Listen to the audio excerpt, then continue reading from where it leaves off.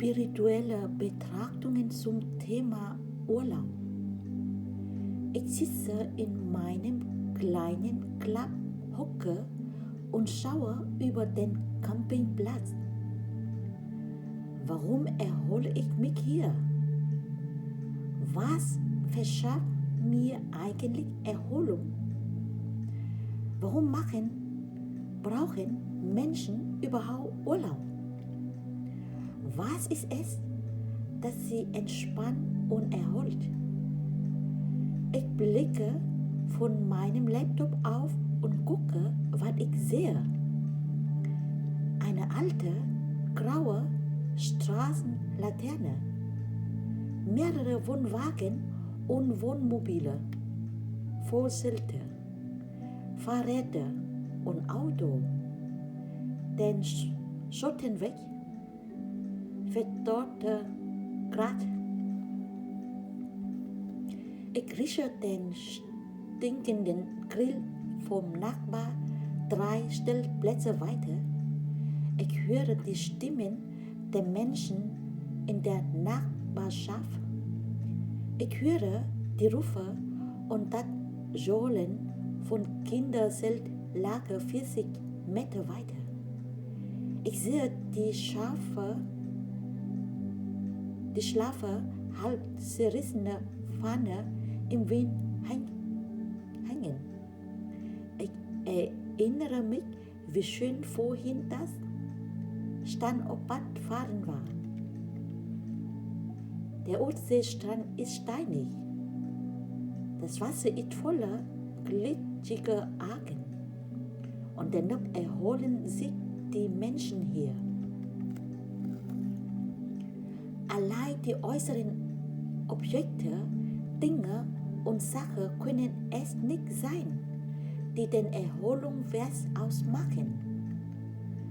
All die Dinge im Außen sind wirklich alles andere als schön, hübsch und dekorativ.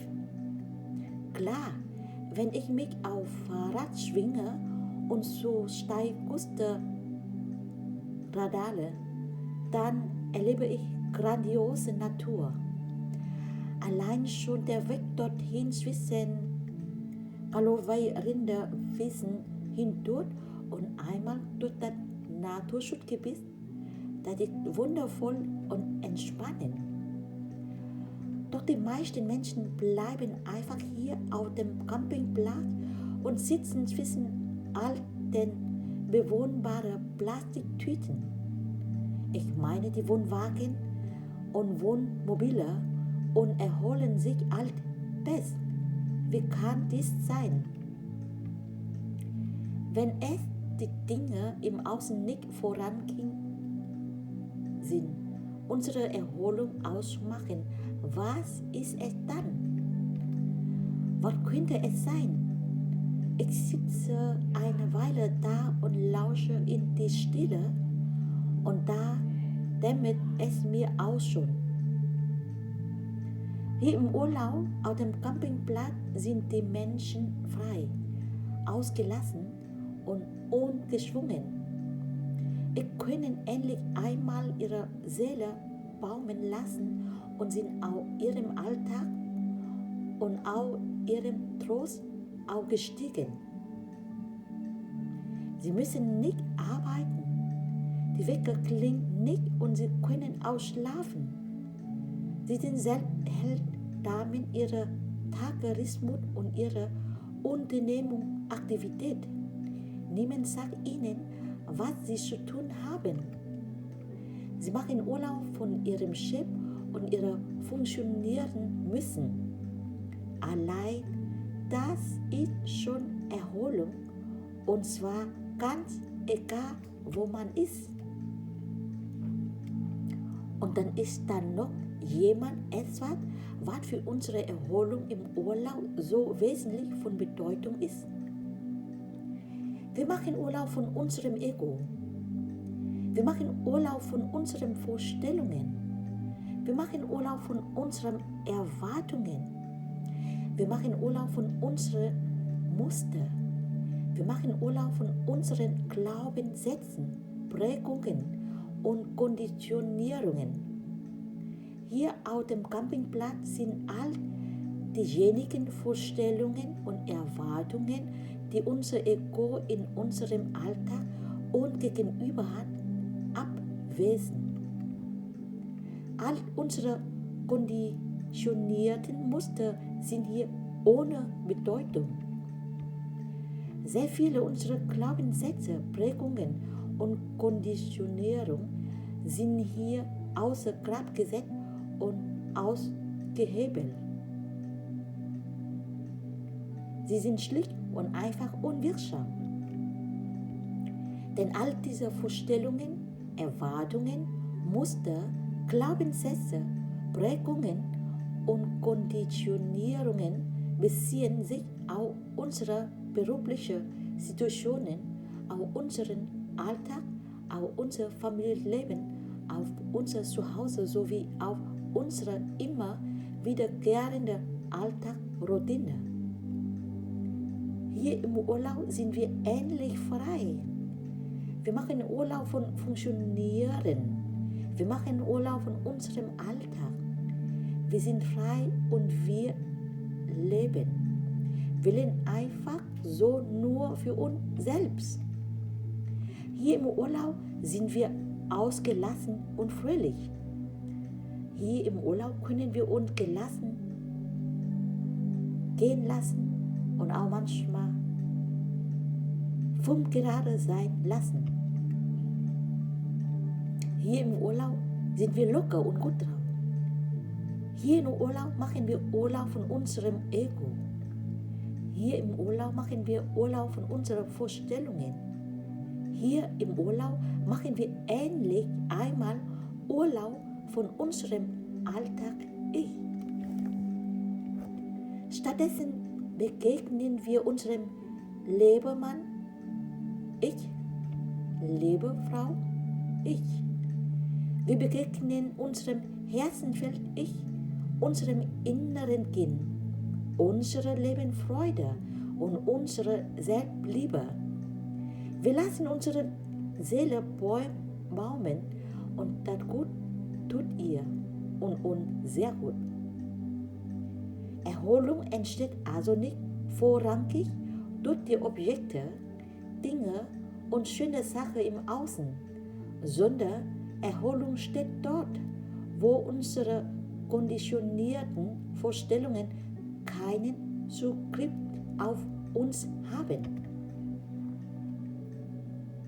Wir sind immer dann erholt, entspannt und relaxed, wenn unsere konditionierten Vorstellungen, Erwartungen und Muster nicht anspringen durch die Äußerungen, Rahmenbedingungen reißen. Und sie springen immer an, wenn es sich um unser Funktionieren im Alltag handelt. So finden wir hier nun auch den Grund dafür, weshalb es für uns so schwer ist, die großartige Stimmung einer Seminarwochenende mit nach Hause zu nehmen und in unseren Alltag zu integrieren. Das kann nicht funktionieren, weil das Seminarwochenende sozusagen wie Urlaub ist und außerhalb unserer konditionierten, erlernten Vorstellungen, Erwartungen und Muster abläuft. Wir sind doch einfach frei. Doch sobald der Alltag uns wieder zurück hat, funktionieren wir wieder bzw. wir meinen, glauben, wieder funktionieren zu müssen. Wir sind einfach so geprägt, dass wir glauben, funktionieren sei Überleben notwendig. Und in gewissem Maßen ist es das ja auch. Es gibt Menschen, die gehen jeden Tag zur Arbeit und machen dort jeden Tag fast das Gleiche. Und es gibt andere Menschen, die gehen nicht jeden Tag zur Arbeit und kommen auch über die Runde. Künstler zum Beispiel haben einen völlig unregelmäßigen Arbeitsrhythmus. Sie arbeiten oftmals zu Hause oder von zu Hause aus. Hin und wieder sind sie unterwegs. Alles in ihrem Leben wird unregelmäßig, unbeständig, unsicher und unzuverlässig. Doch sie kommen damit irgendwie klar und leben ihr Leben. Künstler sind wenig fremdbestimmt als normale Arbeitnehmer. Sind sie ihr eigenen Chef, tragen aber natürlich dafür auch die gesamte Verantwortung selbst, was eigentlich jeder für uns sein Leben tun sollte. Künstler können nur dann erfolgreich sein, wenn ihnen das, was sie tun, Spaß und Freude bereitet. Denn sie verkaufen letztendlich ihre eigenen Freude und Selbstliebe.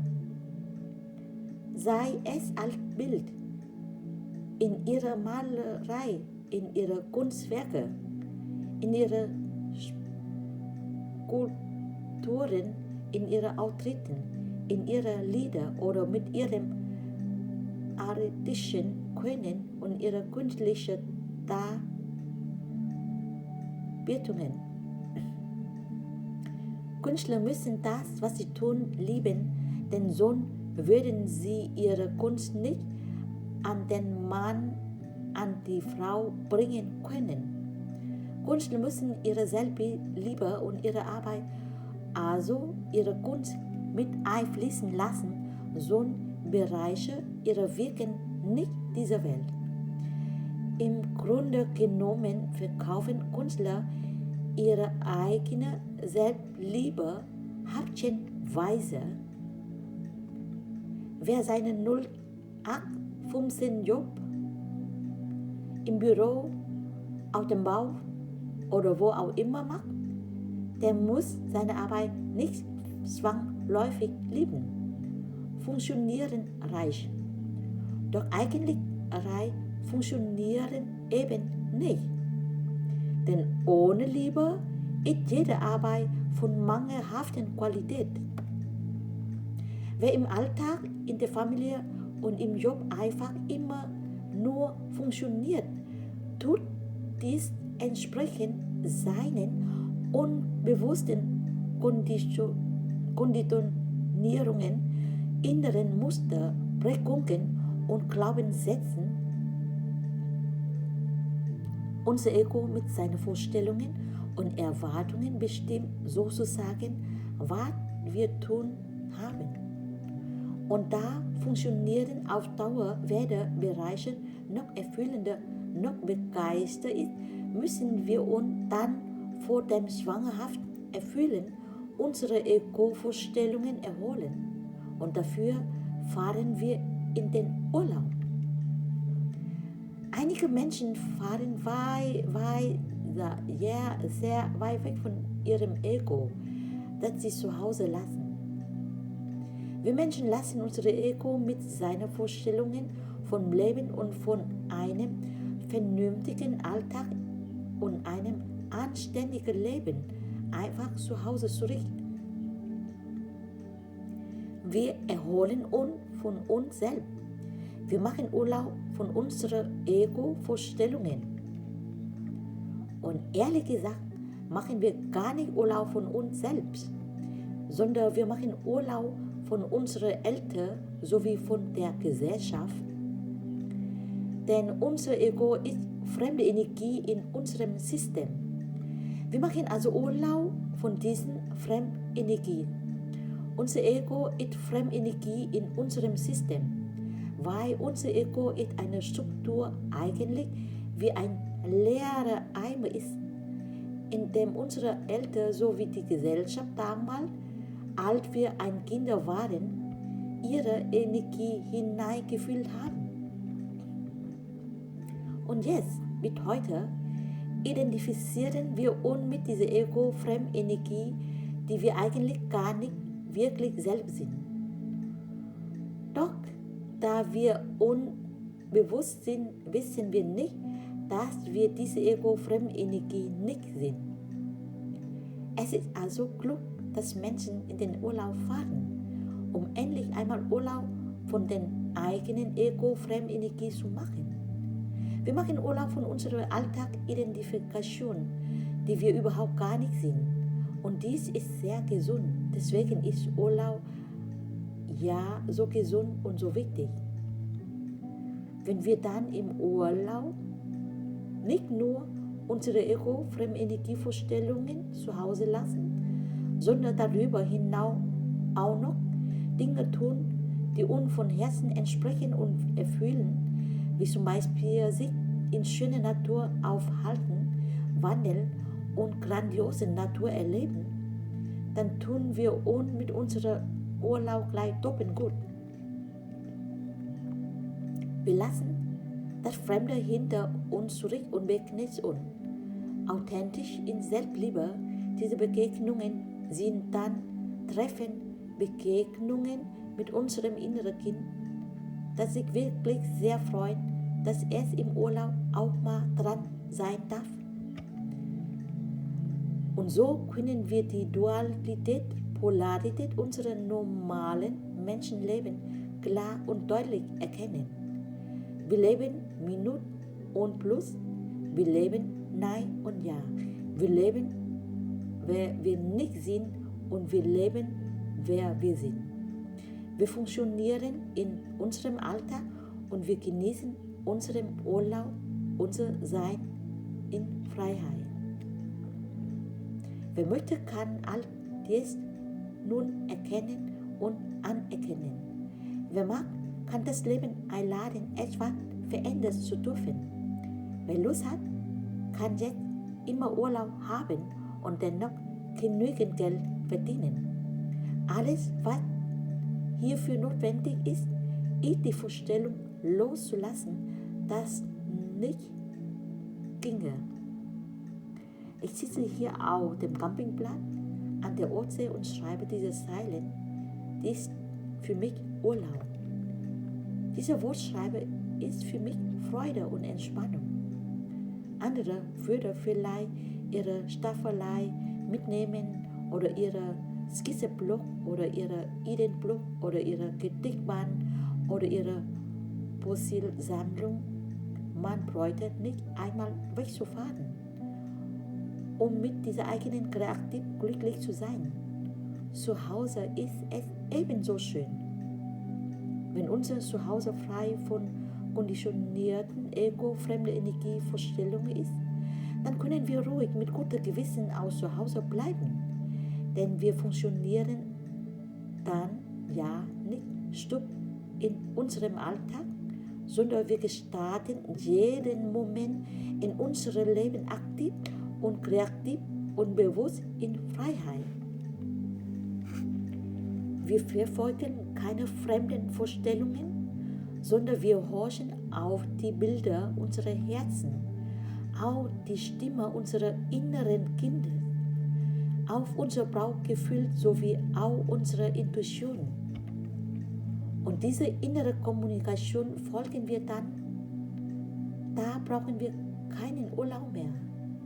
Denn von was sollen wir uns erholen? Wir brauchen uns nicht mehr zu erholen, denn wir leben uns selber in unserem Original. Die Dynamik des sich erholen müssen gilt nur so lange, wie wir fremdbestimmt durch Leben laufen und immer brav und artig funktionieren. In dem Moment, in dem wir unsere Selbstliebe zu uns in unser Leben einladen, dürfen wir uns an ihr erfreuen und ergötzen, mit ihr Tag ein, Tag aus verweilen. Wir nehmen sie überall mit hin und auch unsere Arbeit und unser Broterwerb sind von unserer Selbstliebe geprägt und dort flochten. Unsere Handschrift, unsere Signatur der Liebe ist in all unserem Tun und Wirken deutlich zu erkennen. Urlaub ist also etwas für bestimmte Ego, die noch in ihrer Tretmühle im Hamsterrad des Funktionieren eingesperrt sind. Wer Urlaub braucht und sich erholen muss, hat vorher schon einfach falsch gemacht. Der jetzige Moment ist bereit, meine Erholung. Ist er das noch nicht, so wird es allerhöchstens sein. Die Burnout-Fallzahlen nehmen zu. Dies sind Menschen, für die sogar der Urlaub keine ausreichende Erholung mehr bieten kann. Wer seine Ego-Fremdenergievorstellungen sogar mit dem Urlaub nimmt, der kann sich nicht mehr erholen. Und wer so massive und so penetrante Ego-Fremdenergievorstellungen in sich verankert hat, dass er sie unter ihnen Schild zusammenbricht, die muss eine Wendung in ihrem Leben einleiten, sonst wird er sie lebendig erdrückt, sehr Fleisch und sehr arm. Ja, wir können auch energetische Vorstellungen erdrückt, sehr Fleisch, sehr mal und sogar gefoltert, erdrosselt und getötet werden. Hier finden sich die möglichen Ursachen für Suizide. Menschen, die nicht gegenüber ihrer Ego-Fremdenergievorstellungen zu erheben vermöchten. Urlaub ist wichtig. Urlaub ist schön. Urlaub macht frei. Im Urlaub lassen wir unsere Seele bäumen. Und dieses sollten wir auch in unserem Alltag öfter mal eigentlich immer mehr machen. Somit dürfen wir es uns erlauben, jetzt neu zu denken. Wir dürfen es uns erlauben, in Freiheit und mit einem Urlaubgefühl unser tägliches Brot zu verdienen. Es sind unsere inneren Denkmuster und Glaubenssätze, mit denen wir es uns bisher selbst verboten haben. Doch das Leben ist leicht. Wir können und dürfen das Leben genießen. Das Leben darf uns Freude bereiten und Spaß bringen. Im Urlaub und auch in unserem Alltag. Ja, dies erlaube ich mir jetzt. Ja, ich lade diese neue Leichtigkeit jetzt gerne in mein Leben ein. Ja, ich erlaube mir, dass ich es leicht und richtig gut haben darf. Mit einem guten Gewissen. Erkennen, was ist. Anerkennen, was ist. Alte Vorstellungen loslassen. Erlauben, was jetzt Neues sein darf. Sich freuen, dass es schon jetzt da ist. Energetisch ist das Neue bereit da. Auf der Ebene der Form wird es sich selber einstellen und zeigen, ein Leben mit Urlaubgefühl auch im Alltag empfange ich jetzt gerne und bereitwillig mit offenen Armen vor Freude. Danke. Ich finde das Glück. Bewusster atmen und Ja sagen ist mein Glück. Viele Menschen fragen sich immer wieder, wann sind wir eigentlich glücklich? Jetzt kommen hier 2 neue Antworten. Wenn wir bewusst atmen, wenn wir Ja sagen. Glücklich sein bedeutet Ja sagen zu dem, was jetzt gerade ist. Wenn wir so lange wir Nein sagen, wenn wir so lange wir hadern, wenn wir so lange wir frustriert sind, wenn wir so lange wir enttäuscht sind und wenn wir so lange etwas ärgern, sind wir nicht glücklich, sondern unglücklich. Glücklich sind wir in dem Moment, in dem wir Ja sagen.